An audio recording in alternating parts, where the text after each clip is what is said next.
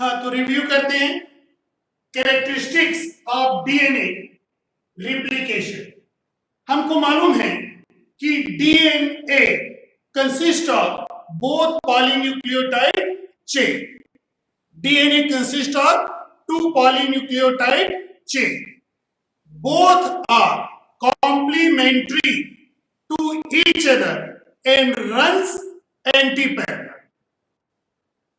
DNA is stable when both strands are linked together by hydrogen bond and twisted around each other. ठीक है? But when the both strands are segregated from each other, they become unstable and easily destructed. भाई DNA की strain stable तब तक है जब तक कि दोनों स्ट्रेन एक दूसरे से वीक हाइड्रोजन बॉन्ड के द्वारा लिंक्ड है और एक सेंट्रल एक्सिस के अराउंड वो ट्विस्टेड है. लेकिन यहां पर हम देख रहे हैं कैरेक्टरिस्टिक्स ऑफ डीएनए रिप्लिकेशन और आपको बताया है कि DNA replication semi conservative theory के अनुसार होता है और बाई डायरेक्शनल होता है. तो इसमें हम पहले पॉइंट आते हैं denaturation and renaturation. Renaturation is also known as annealing. Annealing means wound healing or lowering temperature.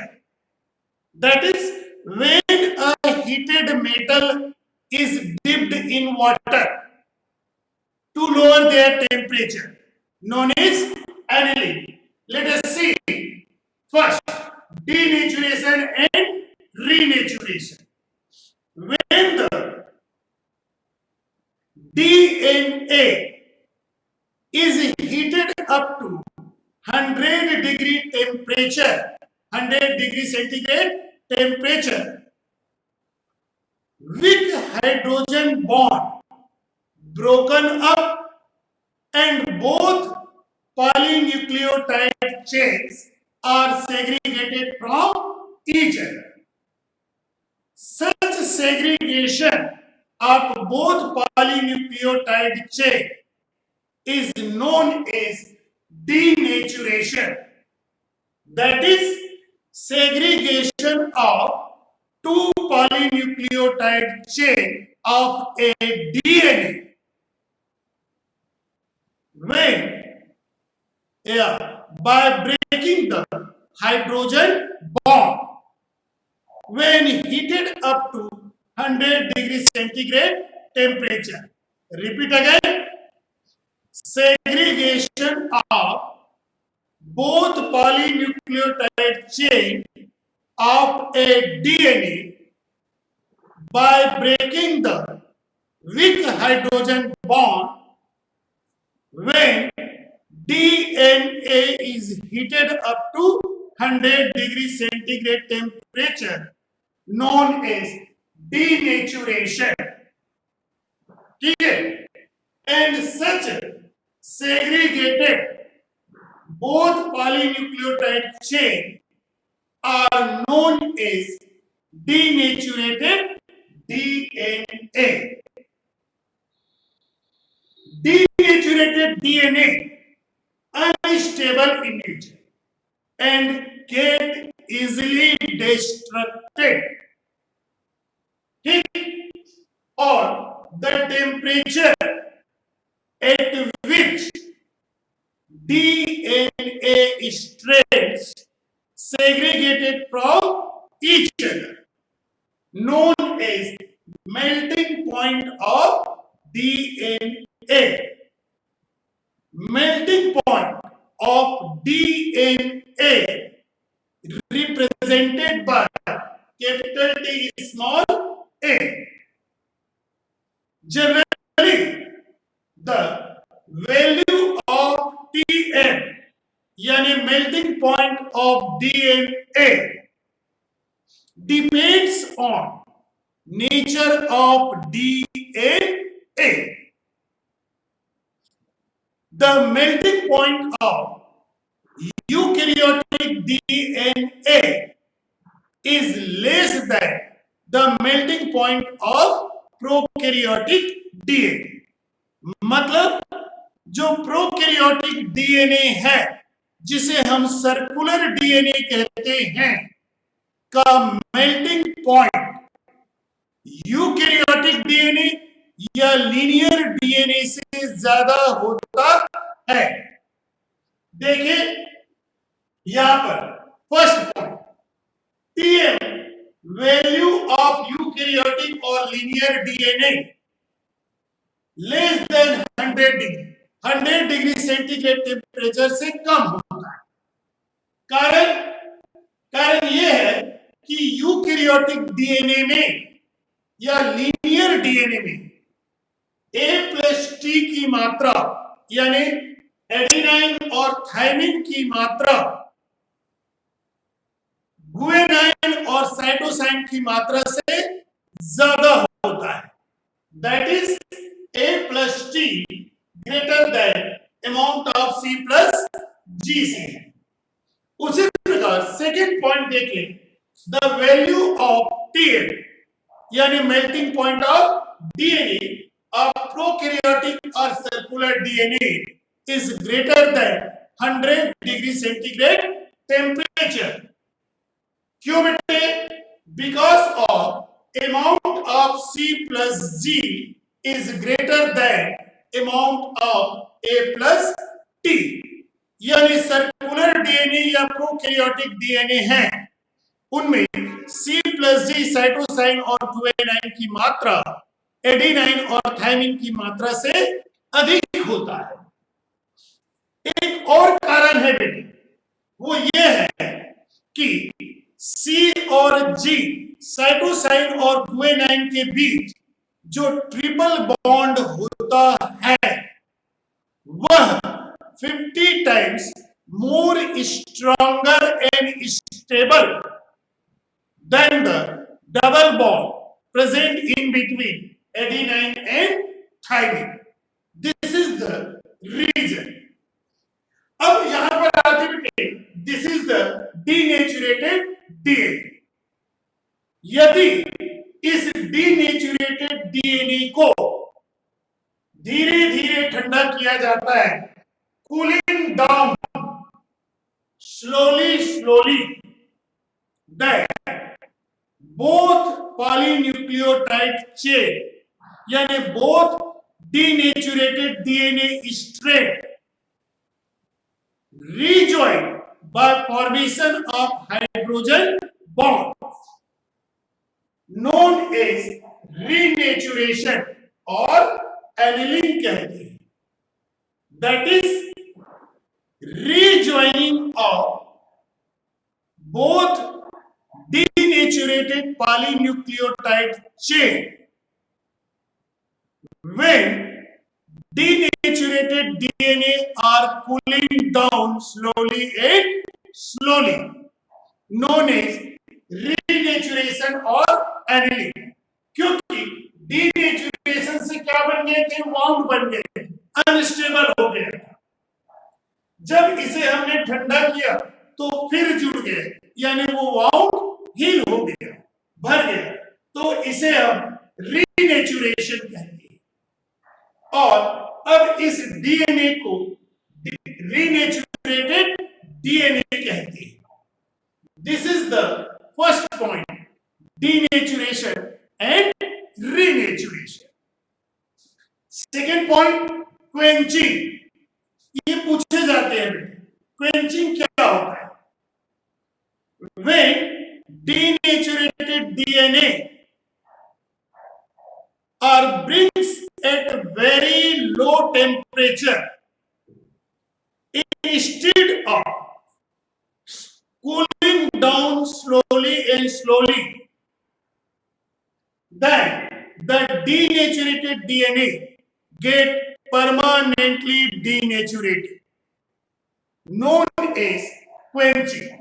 यदि, ठीक है, डीनेचुरेटेड डीएनए को एक्सट्रीमली लो टेम्परेचर पर तुरंत लाया जाता है, डीनेचुरेटेड डीएनए को एक्सट्रीमली लो टेम्परेचर पर तुरंत लाया जाता है, तो वह हमेशा के लिए डीनेचुरेटेड हो जाता है, यानी उसका रीनेचुरेशन नहीं होगा। इसे हम क्वेंचिंग कहते हैं। क्लियर है? Third character, heteroduplex DNA. Heteroduplex DNA क्या होता है? हेट्रो यानी डिसिमिलर, डुप्लेक्स यानी टू। डीएनए के दो स्ट्रैंड है, लेकिन दोनों स्ट्रैंड एक दूसरे से डिफरेंट है।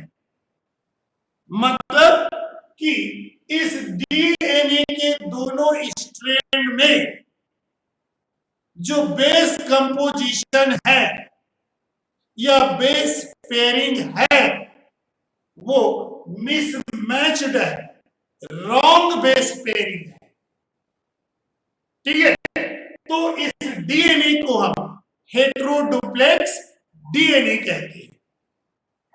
मतलब the hybrid DNA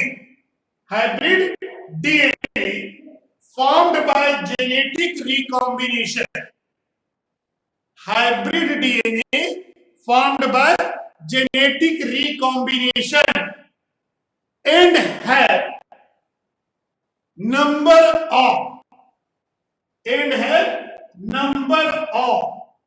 mismatched base pair known as heteroduplex DNA। Clear हुआ? यानी इसमें जो base pairing, normal base pairing क्या है? A pair with T, C pair with जी।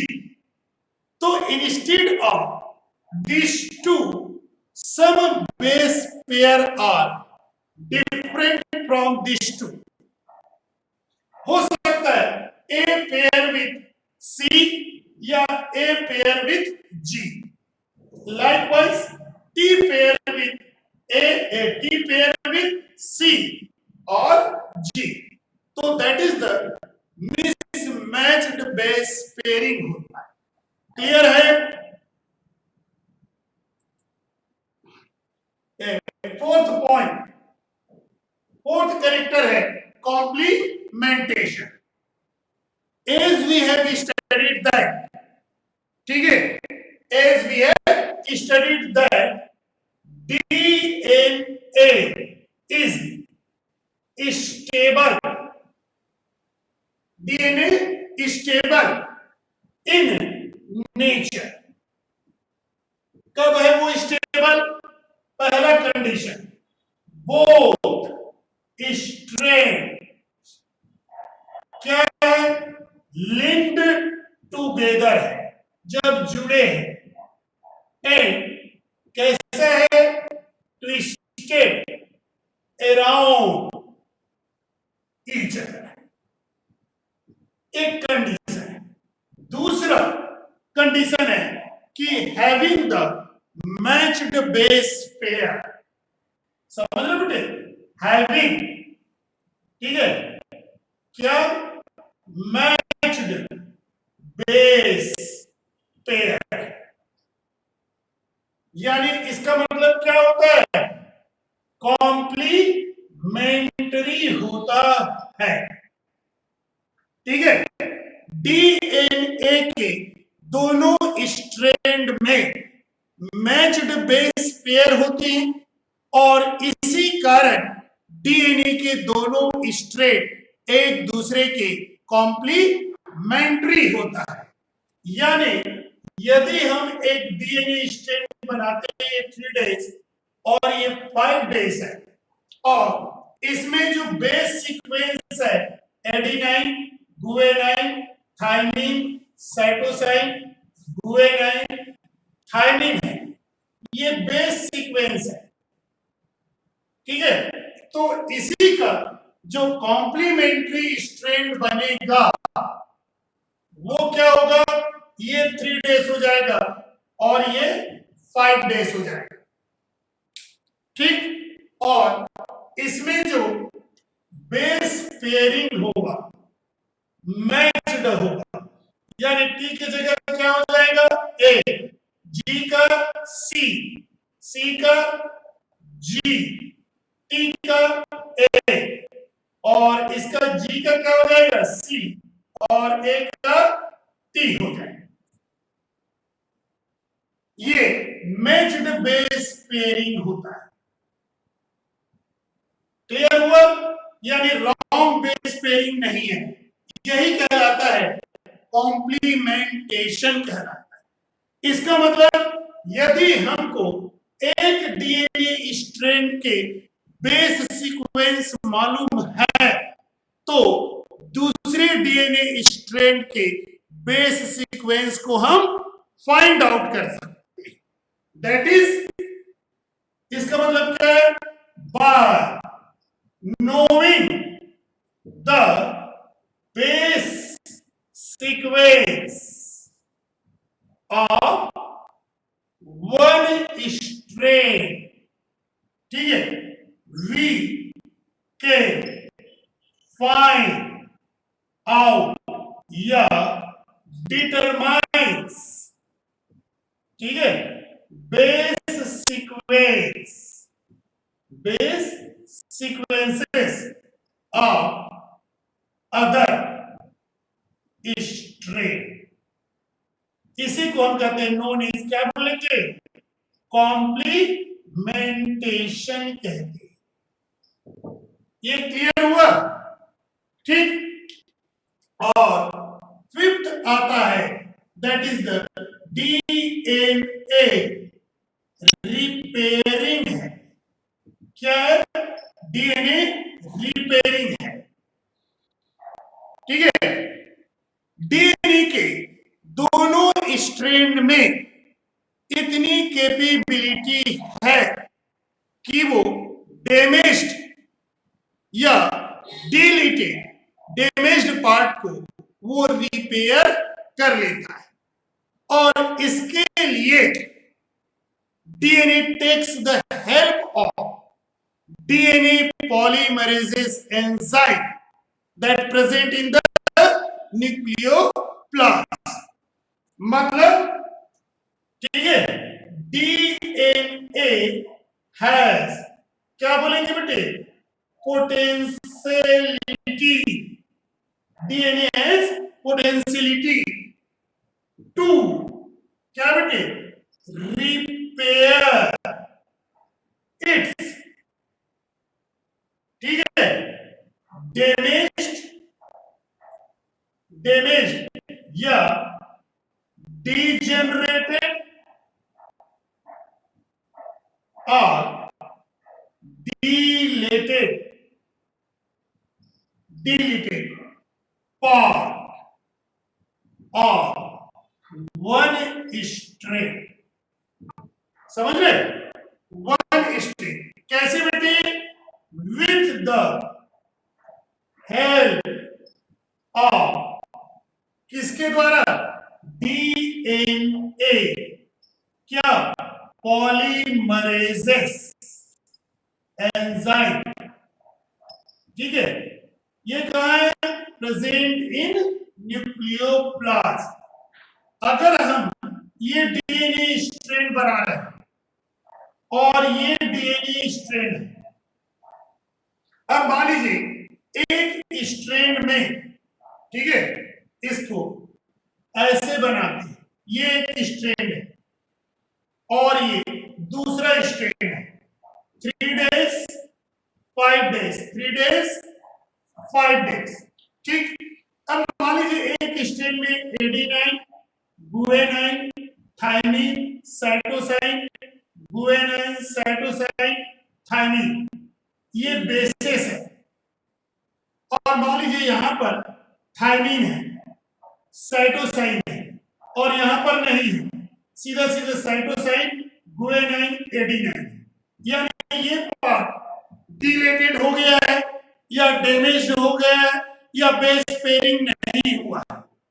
ठीक है, दोनों स्ट्रैंड में नहीं, एक स्ट्रैंड में अगर डैमेज मिलता है, ठीक है, डिस्ट्रक्शन मिलता है या डिलीशन मिलता है, तो ये डीएनए, समझ रहे, उस डिलेटेड या डैमेज्ड पार्ट को क्या कर लेता है, रिपेयर कर लेता है with the help of DNA polymerases enzyme, and DNA polymerases enzyme form in the nucleoplasm. ठीक, फिर आते हैं बेटे 6 पॉइंट, देखिए यहां पर हैविंग पावर ऑफ, क्या होता है, सेल्फ डुप्लीकेशन, सेल्फ डुप्लीकेशन, ठीक है, having the power of self duplication. DNA में इतनी पावर है कि वो सेल्फ डुप्लीकेट या रिप्लिकेट होकर डॉटर डीएनए का फॉर्मेशन करते हैं। किस समय, सेल डिवीजन के समय। क्लियर हुआ, यानी दिस इज द डीएनए, और डीएनए हैज क्या बेटे, पावर, ठीक है, पावर टू फॉर्म इट्स, क्या बनाता है, डुप्लीकेट या रिप्लिकेट कॉपी, ठीक है, ड्यूरिंग, इस समय cell division, during the cell division, during the, ठीक है, prophase, prophase of cell division, ठीक है, ये बेटे, ठीक है, यानी इसमें क्या सीधा सीधा कहें कि इसमें होता है सेल्फ इंटीग्रेशन प्रॉपर्टी होता है। सेल्फ इंटीग्रेशन क्या होता है, प्रॉपर्टी डीएनए में होता है, ठीक है, तभी तो सेल डिवीजन होगा और लाइफ की कंटिन्यूटी रहेगा, अदरवाइज नहीं होगा। और नेक्स्ट करेक्टर देखते बेटे 7, power of information, power of information, क्या बेटे, ट्रांसमिटिंग, इंफॉर्मेशन ट्रांसमिटिंग, ठीक है, आपको मालूम है all the information related to our life that bounded या that present in the DNA, ठीक है, जिसे हम जीनोटाइप कहते हैं। द डीएनए, भाई let us see, this is the DNA, DNA को हम इंफॉर्मेशन मॉलिक्यूल भी कहते हैं। डीएनए को क्या बोलते हैं, इसे हम इंफॉर्मेशन मॉलिक्यूल कहते हैं, इंफॉर्मेशन मॉलिक्यूल कहते हैं। और इसी डीएनए में ऑल इंफॉर्मेशन प्रेजेंट है, ठीक है, यानी ऑल इंफॉर्मेशन, ठीक है, ये प्रेजेंट इज किस रूप में, जीनोटाइप के रूप में है, ठीक है, या जिसे आप क्या बोलते हो, जीन्स कहते हैं। जीन्स यानी this is the functional unit of heredity है। जीन्स मतलब functional unit of heredity. Repeat again, power of information transmitting. DNA में बेटे रिलेटेड टू लाइफ, लाइफ से रिलेटेड समस्त इंफॉर्मेशन एक डीएनए में मौजूद है, और उस डीएनए में इतनी पावर है कि उस इंफॉर्मेशन को जनरेशन टू जनरेशन ट्रांसफर कर सकते, इनहेरिट कर सकते। इसी प्रकार दूसरा पॉइंट यह है कि उस डीएनए में इतनी पावर है कि उस अपने जीनोटाइप को फिनोटाइप यानी प्रोटीन के रूप में चेंज कर सके। तो डीएनए में जो इंफॉर्मेशन है जीनोटाइप या जीन्स के रूप में, और हमको मालूम है जीन्स क्या है, फंक्शनल यूनिट है।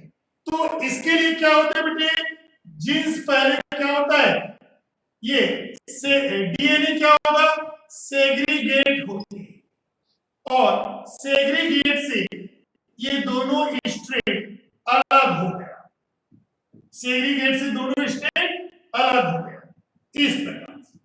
और अलग होने के पश्चात, ठीक है, एक स्ट्रेन टेम्पलेट का काम करता है। यहां पर वन स्ट्रेन एक किसका काम कर रहा है, टेम्पलेट का काम करता है। और इसी टेम्पलेट पर क्या बनते हैं, mRNA का निर्माण होता है, mRNA का निर्माण, ठीक। और इस mRNA का ये 5 डेज, ये 3 डेज होगा, ठीक है। mRNA जिसे हम क्या बोलते हैं, ट्रांसक्रिप्ट कहते हैं, ठीक।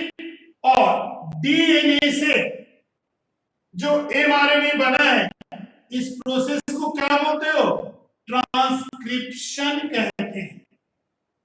रिपीट अगेन, अभी आपको बता दें कि लाइफ से रिलेटेड समस्त इंफॉर्मेशन एक डीएनए में मौजूद है, और इस डीएनए में वो प्रॉपर्टी है कि उस इंफॉर्मेशन को जनरेशन टू जनरेशन ट्रांसफर करे, या उस इंफॉर्मेशन जो जीनोटाइप है उसको फिनोटाइप के रूप में चेंज करे।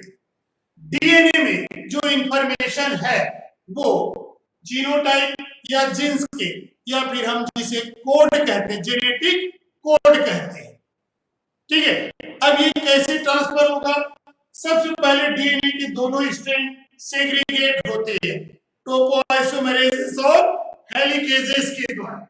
अब अलग होने के पश्चात दोनों में से एक स्ट्रैंड टेम्पलेट का काम करता है, और टेम्पलेट का डायरेक्शन 3 डेज टू 5 डेज होता है।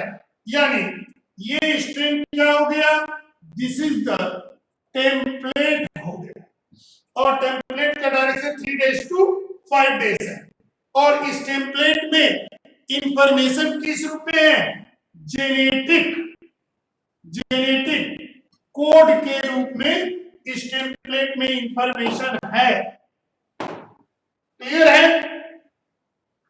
अब यहां पर जो जेनेटिक कोड के रूप में इस टेम्पलेट में है, तो इस टेम्पलेट का क्या होगा, ट्रांसक्रिप्शन होता है with the help of RNA polymerases enzyme, और ट्रांसक्रिप्शन के द्वारा क्या बनते हैं, mRNA बनते हैं, ठीक है।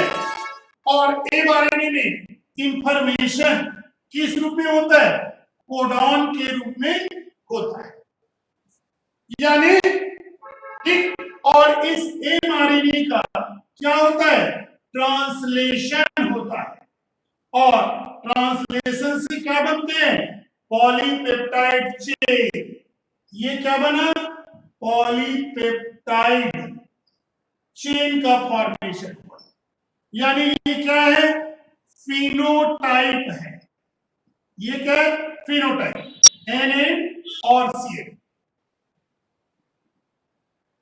क्लियर हुआ कि नहीं हुआ। अब देखो इसमें डीएनए में इंफॉर्मेशन, प्रोटीन से रिलेटेड इंफॉर्मेशन किस रूप में, कोड के रूप में। ये इंफॉर्मेशन mRNA में ट्रांसफर होगा ट्रांसक्रिप्शन के द्वारा, और mRNA में उस डीएनए का इंफॉर्मेशन किस रूप में है, कोडॉन के रूप में है। समझ रहे हैं, डीएनए का information about the particular protein और enzyme that present in the form of code.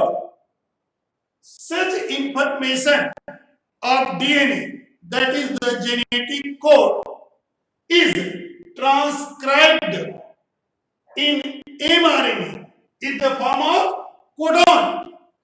DNA में जो कोड के रूप में इंफॉर्मेशन है उसका ट्रांसक्रिप्शन कोडॉन के रूप में हुआ है, यानी एमआरएनए में हुआ है। अब ये जो कोडॉन है एमआरएनए में वो किस रूप में चेंज हुआ है? प्रोटीन के रूप में, यानी फिनोटाइप के रूप में।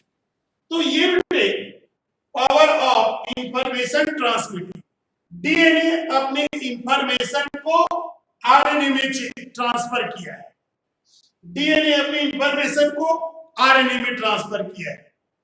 और इसका इंफॉर्मेशन कोड है, किस रूप में ट्रांसफर हो गया? कोडॉन। फिर ये इंफॉर्मेशन प्रोटीन के रूप में चेंज हुआ है, इसी को हम इंफॉर्मेशन ट्रांसमिशन कहते हैं। ठीक है, 7 कैरेक्टर हम मॉलिक्यूलर वेट देख रहे हैं, और इस मॉलिक्यूलर वेट में देखते हैं कि डीएनए इज ए मैक्रोबायोमॉलिक्यूल, मैक्रोबायोमॉलिक्यूल होता है, यानी its molecular weight is very high होता है, यानी 10 to the power 6 dalton to 10 to the power 7 dalton होता है इसका मॉलिक्यूलर वेट। किसका? डीएनए। अब चलते हैं determination of 3 days 5 days end of polynucleotide chain.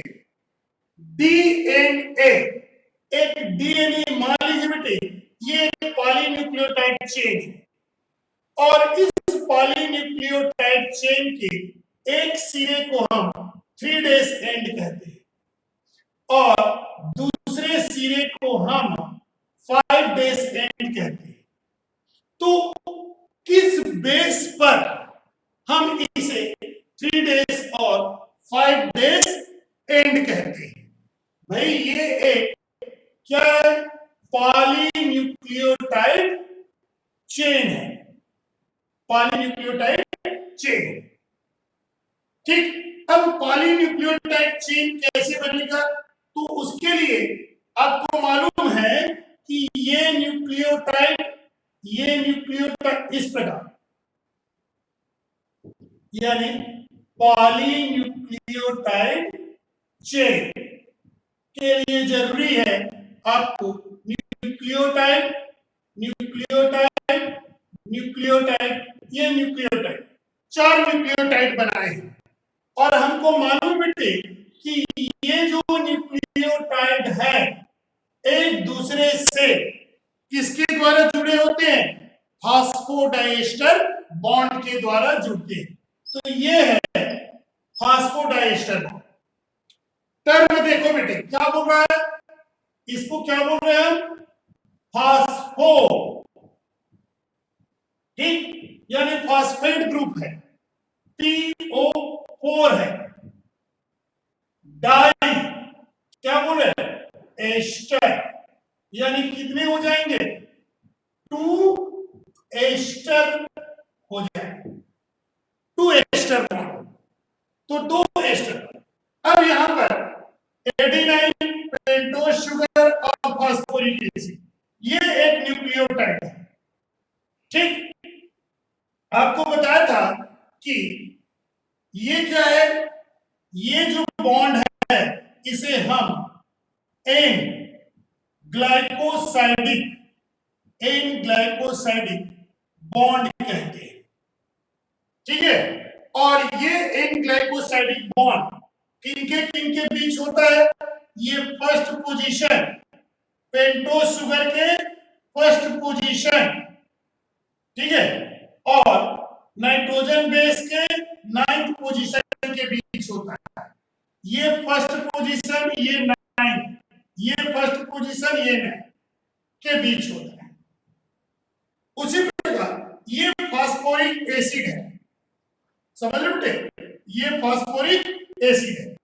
तो ये फास्फोरिक एसिड पेंटोस शुगर के किस पोजीशन से जुड़ा है? Fifth position. ये कौन सा पोजीशन है? फिफ्थ है। ये फिफ्थ है, ये फिफ्थ है। समझ रहे? यानी ये कंप्लीट न्यूक्लियोटाइड बना, और उसी प्रकार ये एक कंप्लीट न्यूक्लियोटाइड, ये एक कंप्लीट न्यूक्लियोटाइड। तो यहां दो बॉन्ड हो, एक एन ग्लाइकोसाइडिक बॉन्ड, और इसे क्या बोलोगे? इसे कहेंगे दिस इज द फास्फो